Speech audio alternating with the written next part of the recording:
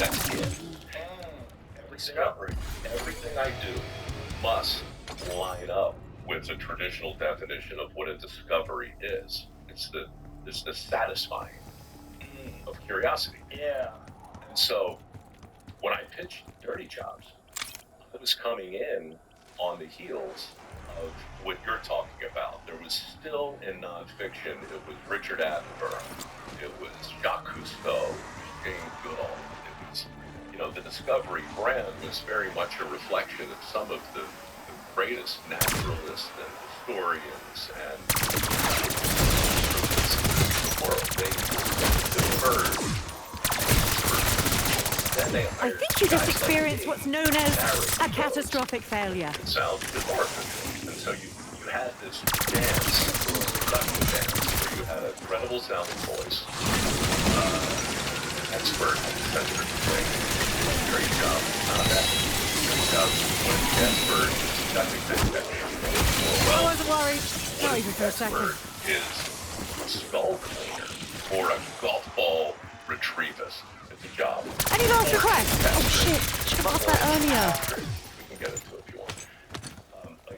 What if they become your source of credible information? And what if the host somehow morphs from this authoritarian expert into a guest with a bunch of questions? So this conversation happened between me and some of the guys over there in 2003, and they bought it.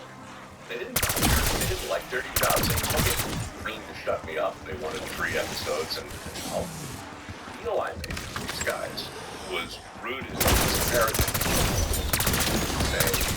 Don't let the event horizon hit you in the arse on the way out. And don't ask me to know more than you know, but just let me know something wrong. Let's learn together. So they said, okay, we'll go to the Titanic, James Cameron,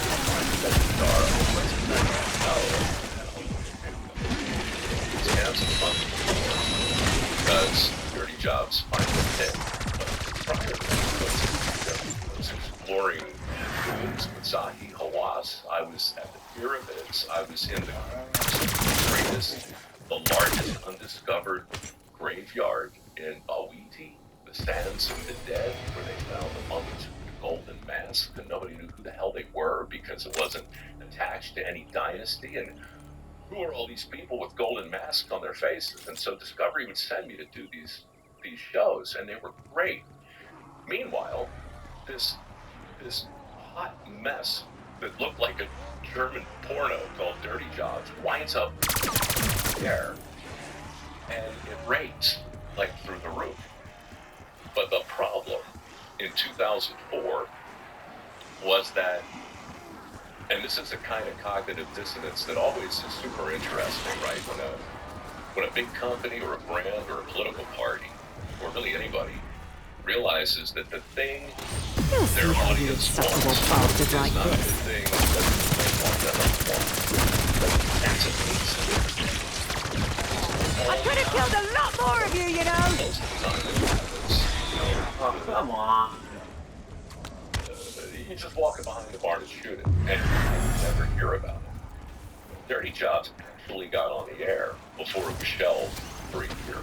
And it was during that year that I went on a series of adventures for the network, doing this other show. It was shelved because it was deemed off-brand. It was shelved because I was biting the testicles. I'm glad you were all able to share that experience. Yeah, I'm going to call that a successful shot. Specific episode that got me in trouble later, but it shelved because it was an unscripted, random, everything second take on the show. It didn't look Like everything else on the network. It didn't look like anything else on the network. It was just a jagged little film. But they liked me, and they liked this idea of a more unscripted look at the world. And so we reached this kind of daytime, started narrating all the tentpole shows, and then I went to Alaska to host Deadliest Catch, which is a whole nother story, that crab fishing show. Yeah. That's 21 years now, right? And up there, people died. Great job. People died. And I I went to 6 funerals in 6 weeks, and when we looked at the footage of that, Duwandip located. and somebody else in the chain eventually decided, okay, this is a world we have to get into, but Mike, you're not hosting 2 shows at the same time, so pick one. So Dirty Jobs came back, went into full production. It's a good job you learned the non-existent, because that would have really hurt. Moral of the story is everything that happened that around, I'm not saying because of it, but right around that same time, I think, non-fiction anyhow, began this migration from the age of authority to the age of authenticity. Ever since, non-fiction has been grappling with that just as surely as every other vertical, because people want to see something that feels like the truth, and that's a sliding scale. Yeah. That's interesting. It's what people are gravitating towards more today. And that's, I think that's the whole thing we're talking about, why like mainstream news is failing. But independent You know it when you see it. Yeah. You know it when you see it. Yeah. You can tell the difference. Oh. Bourdain. Yeah. Okay. You may be ice cold, but I'm cooler than you. Yeah. The moment that crystallizes all of this, and he and I were on parallel. Hats off to me, and hats off to you. His network, Travel Channel, the same way I was discovering and each other's throats trying to navigate this weird line of reality and authenticity. And there's a scene in Parts Unknown. I think he's in might be Sardinia. He's diving. Yeah, they're throwing the fake octopuses in. That's the single greatest moments. It's not fiction. That's exactly what it's on 16. Also, you know, he's kind of sabotaging the narrative that they created for his own show. This must be that throw steak Harvard told me about. Maybe. I got like a bee in my bonnet, and I really just, you know, right. I got angry, you know. But Tony, dude, he went out and got drunk. And shot the whole show smash. And he made them cut it in. And you can see it. Yes. So disgusted, just so the audience understands. Right. They're supposed to be spearfishing for octopi. And the local handler wasn't sure that they were going to find any. So he bought some. Waypoint marked. But they were frozen and dead. Forget it. And so he's down there with his spear gun. Is it just me, or is it a bit nippy round here? And these frozen squid just start to come by him. And in narration, this is where he really owned it, because he owned that show. Like, he could, nobody's going to tell him what to say. So his real rant comes months later in the VO booth, when he's just describing the heartbreaking hysteria. Don't they know why ever? Pretty sure that might cause brain damage. So it's like he says something like it. This kind of wanted deception. Oh man, turned to nothing. The elixir of this build-up. Bring the show. It was on CNN. Yeah. Was that the CNN one, or was that? I should have warned you to stand clear, but Was it? why the fuck would I? I'm pretty sure it was Parts Unknown. Pretty sure. I could be wrong, but That looks like you're right. and God, that's what I wrote down. It was that. Parts Unknown. Yeah. Because I've been sitting on a Zodiac. I've done that. I've been in this world where you're nervous. You've got a lot of stuff to worry about, and then somebody just comes along and tries to produce a moment. Yeah. Try to produce a moment. Well, also these guys, they probably didn't know. These Italian guys, like, these fucking guys aren't going to find the octopus. We killed them all. probably right, but I gotta think there's somebody there in his crew, somebody over from 0.0, the production company, somebody must have, you know. Who knows? Who knows, man? Who knows? But look, the fact that Bet happened you wish you'd worn a jumper. is wonderful. The fact that he was able to assist the extended air, that was important. Bloody hell. Yeah. That was a lot of mercy killing. Yeah. Well, it's certainly important for how you trust him. You had to trust him. I mean, that was his whole thing. You know, you're coming with me. This is actually me. Here we go. Fly on the wall. Yeah. Yeah. That was a very unique show, too, because it taught me that food is art. I really learned that from no reservation. It's art. So I saw the show. And then I was like, oh, that's right. Because I just thought of art as being like a thing that people... No need to bow. look at. I'm not I royalty. never thought it would be a thing you make that or you hear, right? I never thought it would be a thing you make where... And then I saw, I'm like, oh, these are artists. These are artists. All these people, they've discovered these different ways to make things delicious and... Intermediate's different. Yeah, it's just different. It's a different kind. But they're hanging out with them. It's like, yeah, they're all artists. They talk like artists. They're covered in tattoos. They're fucking weirdos. They like to do drugs. They're all listening to crazy music. You know. They're also craftsmen. Mm-hmm. Like, I mean, to me, yeah, food is art. It sure can be. It would be cool. Yeah. Actually, both. It's kind of perfect. And you can have both. You can be art. Is hunting art? Yes.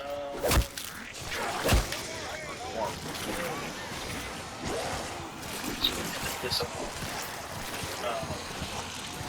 It's a primal discipline. It's a discipline that connects you to life in a very way.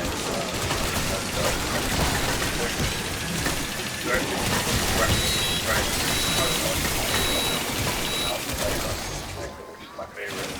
It's very hard. Quit complaining. I spent 6 years in the cooler. So I practiced so much I fucked my back up. I developed like tendinitis in my lower back. And I just ignored it. Yeah. Shut up. Yeah. We got work to do. And so it's a discipline more than it is anything. But it's like I don't know. Some people call it a sport. I find that wrong. That's not the right. It does take like physical energy. You have to be in shape to do it. You have to be in great fitness. But it's not a sport. It's a discipline. It's a discipline that's very, very, very primal. It taps into something you didn't even know was there. It's like people who've ever gone fishing. There's a thing that happens when you catch a fish. There's an excitement that you're not prepared for. It's a weird excitement. That excitement is you're going to feed your family and stay alive. Precision. That excitement. The hallmark That of good excitement's like science. hardwired in your systems. You don't know it's there until you go fishing. Well, here he is. That's what happens when you bring teeth and claws to a gunfight. Hunting is that kind of hunting is that hunting buying protective senses. Make sure the things go in the right direction. Go all the way around if it's not. You gotta figure out a way through the trees. You gotta move very slowly. Only keep their heads down. I think that's art. It's not as hard. It's like archery's hard. Archery shot on an animal, I watch it like it's art. Because it's hard to do. It's very hard to do. When I see someone just hit a perfect yard shot in the vitals, and that broadhead sinks in, I know that animal's going to die very quickly. It's a quick, humane death. That's what tracking for. You know, Josh Smith over at Montana Knife, by any chance? Sure, very well. He sent me a video the other day. He went on a big hunt with his boy. Hunt? Yeah. We got one of them. Fucking used for first moves. That's so crazy. That kid hit the jackpot. But the excitement on the video Oh yeah. that he sent me. It's Josh. primal. Yeah. And bow hunting is even more primal than that. Bow hunting is that times 100. So it's regular hunting is fishing times 100, then bow hunting is regular hunting times 100. I just think, you know, if you're, whatever canvas you're in front of, whether you're painting or whether you're cooking or whether you're stalking, the muse, like, does the muse come to you when you're stalking? Does it come to you? you know, I don't have an S report, but I know that people talk about it. Like some people say, well, you're in the zone. You know, sometimes when I write, I'm surprised. Okay, the other day, I started writing something on the Tarmac SFL. It's in JFK. It was like that. Yeah, you got into it. Yeah, this plane's great for that. It's forcing you into that seat. You can't get up. Honestly, you're better off. Your face was your worst feature. Comes out of you. Look, Let's go. I wrote a book on a plane. Maybe in the future, scientists can bring you back to life. Mostly in moments that I don't really remember when time gets compressed. Yeah. And I think that can happen when you're fabricating something, when you're hunting something, when you're painting something, maybe in the middle of a set, maybe in the middle of a fight. Yeah. You know, I talk to boxers who say that it's so odd the way things will sometimes almost feel like they're in slow motion. You know, they're happening so fast. Some fighters, it's art. Well, I think martial arts are art for people that understand it. If you watch it, it's beautiful. But there's some fighters that are just so artistic. You know who Emmanuel Augustus is? Yeah. Okay. Yeah. He's an artist. That guy's an artist. What makes him an artist? Because he's, first of all, doing a thing in this beautiful, deceptive way. He's dancing. It's also, he has an understanding of business. It's fantastic. It's really good at I wondered how gratifying that might be, but... Wow! Here's a manual. So you're finding a guy who's moving like this. It's so crazy. It's so hard. Floyd Mayweather said he was the most, he just punched him with two hands at the same time. Floyd Mayweather said he was the most skilled opponent he ever fought. His record didn't indicate his full physical ability. His abilities were incredible. It's just like, it was such a wild style, so unusual. It's like boxing a bobblehead. Right, like Prince Nassim Hamed had a kind of a similar thing going on. In prime, Nassim Hamed was very, very unorthodox. See, here's like Floyd. He gave Floyd a hard fucking time because he's so difficult to fight. Like, look, how do you deal with that? And when you're a guy like Floyd and you're getting clowned, here he's fighting Mickey Ward. When you're a guy like Floyd and you're, you know, the cream of the crop, Olympian, I mean, a fucking phenomenal boxer, just a fantastic boxer, and then you're fighting this guy who's dancing in front of you, like, what the fuck? It's safe to say my pacifist days are over. It wasn't just that, like, you rarely get a guy smiling like this kind of skill, phenomenal, so dance in front of you. Did you do a special class? I did.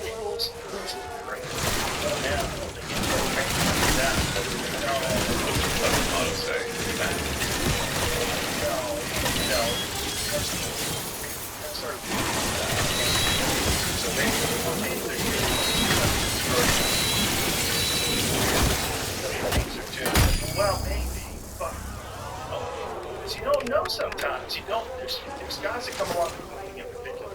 Styles that are so weird and so unique. You go, wait a minute. How come nobody else is doing it like this? Is gonna work? You know what Sean Strickland is? UFC middleweight. Straight up. It's his hand like one hand like this, one hand like this. It's the fuck out of everybody. You gotta stand straight up. Just moving Sean straight up, moving towards you. Phenomenal. Some timing. I wonder how long before they melt and get all Bunch of guys that fight. mushy. Well, think baseball too. It's everything. Louis Pion. Remember the pitcher? I don't really follow baseball. You'll love this, Jerry. I know almost nothing about sports. Believe it or not. You know, you will. One day, you're going to look at a baseball game and go, hey, you know what I need to do? I need to play professional baseball. And then 5 years later, we're going to be reading about it because you're going to go crazy with it. Nothing we do whatever for that. Dion, what did he do differently? Louis Dion was a pitcher, and his wind-up was such that it looked sort of traditional, but then he turned his back to the bat without leaving the rubber, right? So this guy would spin all the way around before he... Consider that a critical observation. Yeah, he'd go further than that sometimes. Yeah, it's a... Did So anyone else freaks see people out a that? little bit. Cleaver! So, yeah. Yeah, Anyone? because he just breaks. He's not looking at it. Look at his back. Look at his ankle. Brain damage. That's exactly it. So it's like, oh, if you're a batter, well, like, Kind of scary that a brain, however small, can be manipulated. Yes, flexible knees. flexible everything. Because look at the angle. His knees before he turns. Yeah, crazy. Yeah. Yeah, you actually. I'm surprised you're not into baseball because Yeah. it's. Any room. I know the public's overflowing. That's it. Yeah, it 100% is. You know, like I watch football now. My wife's into football, but I can't. I can only pay attention so much. My head is filled with combat sports. I have to follow jiu-jitsu, Muay Thai, MMA in the UFC, MMA in the PFL, Bellator, ONE MC. Quit complaining. I spent 6 years in the cooler. Fighters, Right. maybe casually, some of them, like some of the glory kickboxers, casually, I'm watching. It's fighting, this guy's fighting. Or I'm watching fights. It's hours and hours in a day. I might watch fights 2 hours every day. Is it work or fun? It's only fun. There's guys that are coming up in other organizations. I see guys have like a specific skill set that's unique. I contacted Conor McGregor. He was fighting in Cage Warriors. When I reached out, I said, dude, you ever talk to this dude about it? And there's like, kickboxers like Alex Pereira, follow him in Glory, and then finally comes over to the UFC, and I was like, God, I see this guy. This guy's fucking insane. It's like, you have to have some sort of understanding of what's coming, So you have to kind of be putting in the I'd say I was sorry, Yards but I'm very not. different in 2024 than it was in 97 when I first started working at the UFC.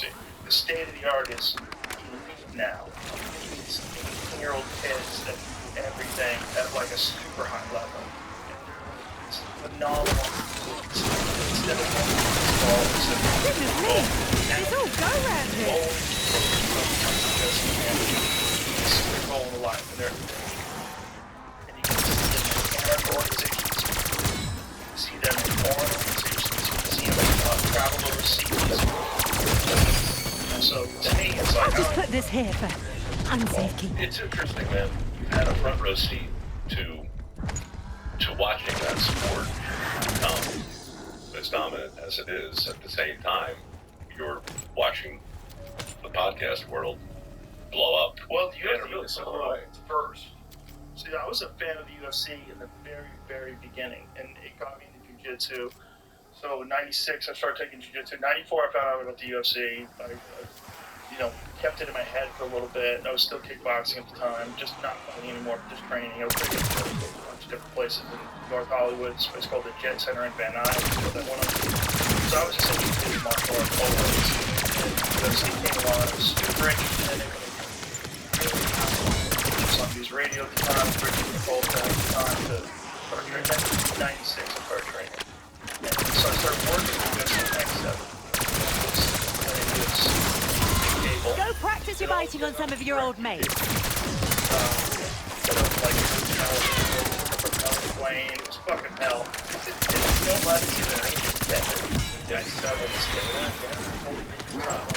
When did Dana get involved? 2001. So, Fear Factor at the time, and one of the things, me and my friend Eddie Bravo, who's also a big fan from back in the day, and he taught me jiu-jitsu. When we were first really into it, when we would go to like Louisiana, they were the only places that would sanction these fights. They were bare knuckle, people wore shoes, you could grab their shorts. It was like crazy rules. Yeah. Does anyone remember how this machine got its name? These billionaires who love the sport dump a ton of money into it. That's what it would take. Like someone would have to dump a ton of money into it. And then along comes Lorenzo and Frank Fertitta in 2001. These billionaires Could have been luck. And so they Or bought post-imprisonment UFC. rage. And then I started asking them. Oh, fuck off! With knobs on! By Japan, we were here on this Russian dude, and sorry. Now we're gonna try to get these guys. So one next thing you know, commentator for the UFC. Okay. This is very weird. You may be ice cold, but I'm cooler than you. Yeah. You must be willing to give it away. Whatever it is you love, you must be willing to give it away for a time. For me, money has always been fun coupons. And so I was on Fear Factor, so I had plenty of fun coupons. So my thought was like, oh, I have money. I don't have to worry about money right now. Like, so I'll just do this. Yeah, this would be fun to do. Nevertheless, you know, I mean, it was the same thing with Dirty Jobs. Once that thing lit up, I had to be willing to sign a contract. It was probably illegal. I mean, it was such a ridiculous contract, the way they own you. So, dude, Yeah, awesome. isn't that crazy? It's like no money, but Yeah. but if it's a hit, Yeah. or to negotiate. My ace in the hole with Dirty Jobs was technically I was the host, and the host that show, that was the thing in the show, basically watch.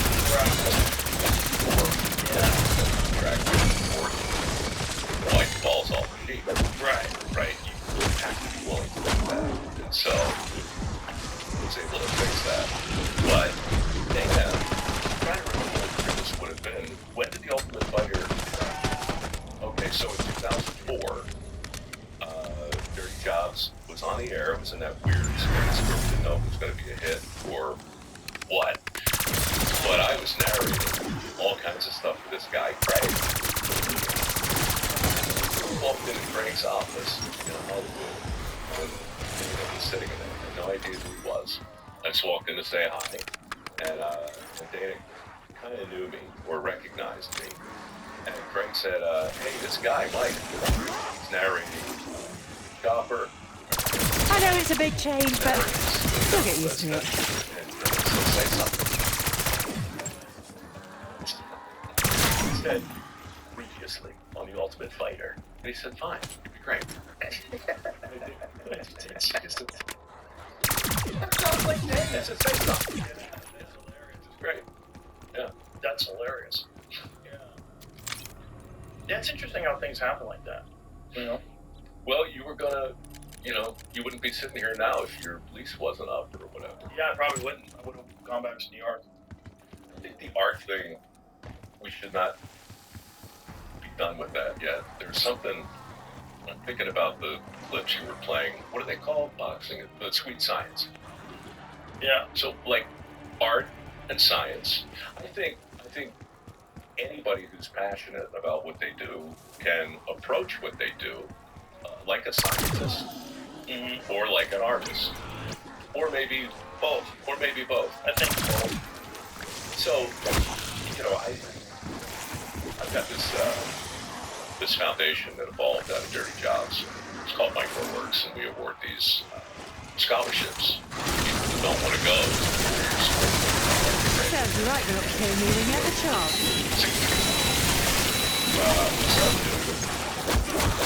Art and granddad, but mostly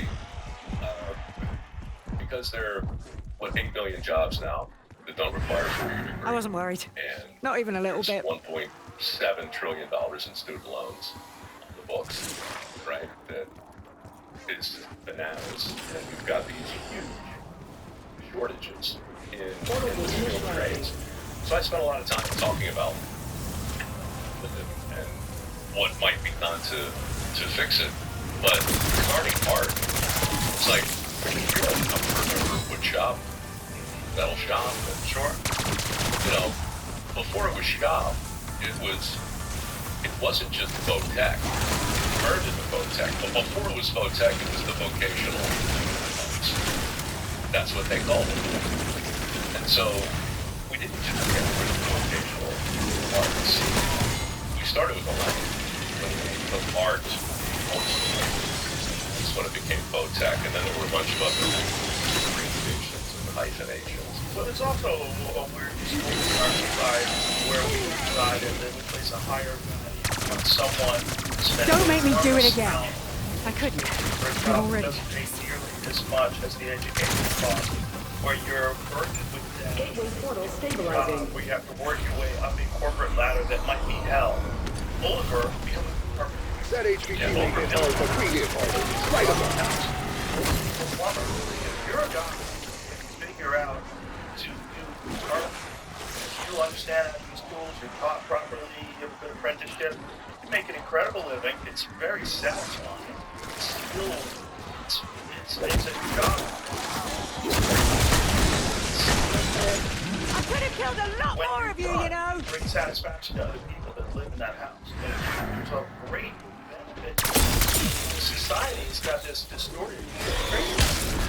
It's a really dumb thing because it pumps you up. Because if you're a kid, you go through the university system, you get a degree that's kind of useless, but then you get a job, you're making $60,000 a year, and you're like, I got $200,000 in student loans. It's not very satisfying.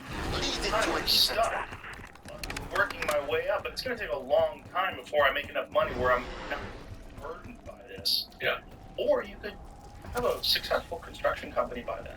You could get a small business loan, and you could start hiring other people. You could have trucks with your name on it. Like, I know people who've done that. They live very well. And, you know, it doesn't mean you're dumb.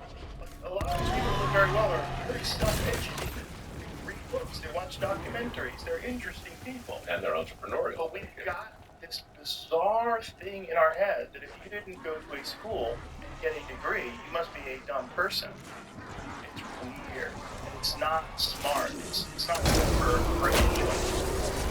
Well, you know, rarely devil's advocate in this argument. I've got ammo but and 6 years of I pent-up know why rage. it happened. Who else wants some? In the 70s, there was a very concerted. I've known some two-faced cows in my Is that time. enough But doggy for three-faced? By the way, That takes the biscuit. lower Max Ammo. But the PR, where 50s, 60s, 70s, Thanos, when this is over, we'll need you to come in for debrief. That's an order, copy. You know, 4-year Well, olds. Blanchard, you But have your what it orders. is with PR, And at I least have what I've mine. seen, is that it always goes too far. And it wasn't enough just to make a persuasive case for that path. We had to do it at the expense of the jobs you're talking about. So if you don't go this way, you're going to wind up turning a wrench with a giant plumber's butt crack and some other ridiculous trope. So it's a lot of stereotypes and stigmas and myths and misperceptions that started to swirl around the trades. And that, you know, I don't know when it happened, but Especially where you grow up. Like, you know, if you grow up in a place that's highly educated, like, that's a very educated place. Yeah, so if you're a person that pursued the trades, you're probably a failure. Because this is like all Moment of truth, Alpha. Activate the simultaneous dimensional gate. which is a love letter to the trade. Do this right, and the SDG will unleash a neutralizing energy wave. And then, it's bye-bye, Dark Ether. That's right. Kill those ugly bastards. Kill them all.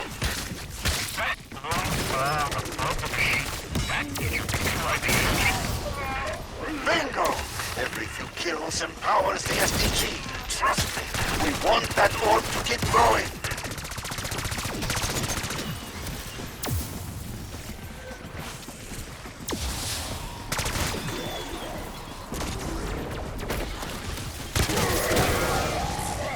That was quick. Especially the bit where you went from on to off.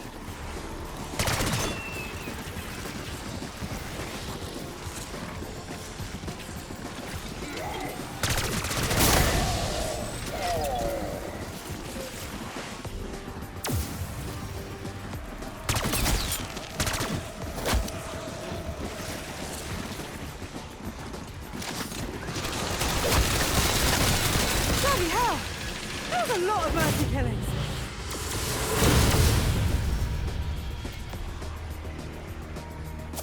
Max Armor.